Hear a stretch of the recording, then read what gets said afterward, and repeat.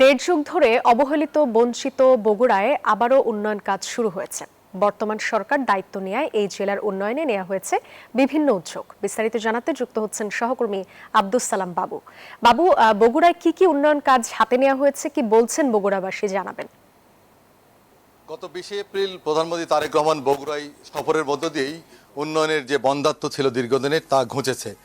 City corporation, Bogura বিশ্ববিদ্যালয়, আন্তর্জাতিক বিমানবন্দর সব মিলিয়ে নানা উন্নয়ন কর্মসূচি চলমান রয়েছে বগুড়ায়। আমরা উন্নয়ন নিয়ে শুনবো বগুড়া সিটি কর্পোরেশনের প্রশাসক এমআর ইসলাম স্বাধীনের কাছে। তিনি জানাবেন যে গেল 6 মাসে কি কি ধরনের উন্নয়ন প্রকল্প নেওয়া হয়েছে।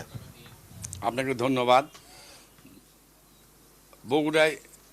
বগুড়ায় অনেক উন্নয়ন কর্মকাণ্ড সাধিত হয়েছে, তার মধ্যে অন্যতম রয়েছে আন্তর্জাতিক বিমানবন্দর। বগুড়ায় একটা বিশ্ববিদ্যালয় হবে, সেই বিশ্ববিদ্যালয়ে সব ফ্যাকাল্টি থাকবে, স্বাস্থ্য, কৃষি, ইঞ্জিনিয়ারিং এবং সাধারণ যে ডিপার্টমেন্ট থাকে সবগুলো থাকবে। এছাড়া বগুড়ায় শিল্প পার্ক তৈরি হওয়ার জন্য প্রস্তুতি নেওয়া হয়েছে এবং আন্তর্জাতিক ক্রীড়াপল্লী বগুড়াতে শুরু হয়েছে। এবং আমি যেখানে বসে রয়েছি দৃশ্যমান বগুড়া পৌরসভাকে সিটি কর্পোরেশন ঘোষণা করা হয়েছে। বগুড়ায় নানাবিধ কর্মকাণ্ড চলতেছে। আমার বিশ্বাস গত 6 মাসে বগুড়ায় যা উন্নয়ন সাধিত হয়েছে গত 17 বছরে তার 100 ভাগের 1 ভাগও হয়নি। গত ফ্যাসিস্ট সরকারের সময় বগুড়া ছিল বঞ্চিত। সেই বঞ্চিত অবস্থা থেকে আমরা পুনরুজ্জীবিত হওয়ার জন্য আমাদের বগুড়া কাজ চলতেছে। আগামী দিনে এভাবে কাজ চললে আগামী 5 বছরে বগুড়া একটা পরিপূর্ণ মহানগর হিসেবে আমরা পরিগণিত করতে পারবো ইনশাল্লাহ।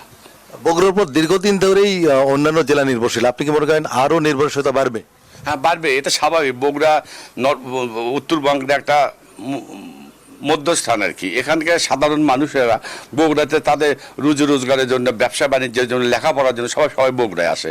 বগুড়াকে কেন্দ্র করে নর্থ বেঙ্গল করে পরিচালিত হয়। বাংলাদেশের এই আপনার কাঁচামালের যে সরবরাহগুলো সেগুলো বগুড়া থেকে কিন্তু যায়। বগুড়া কৃষিভিত্তিক একটা অর্থনৈতিক ব্যবস্থা বিরাজ করছে এবং আমার বিশ্বাস এভাবে চলতে থাকলে বগুড়া আমরা আগামী দিনে বাংলাদেশের খাদ্য ভাণ্ডার হিসেবে বগুড়ায় পরিগণিত করতে পারবো ইনশাল্লাহ। উনি জানালেন বগুড়ার বিভিন্ন উন্নয়ন পরিকল্পনার কথা।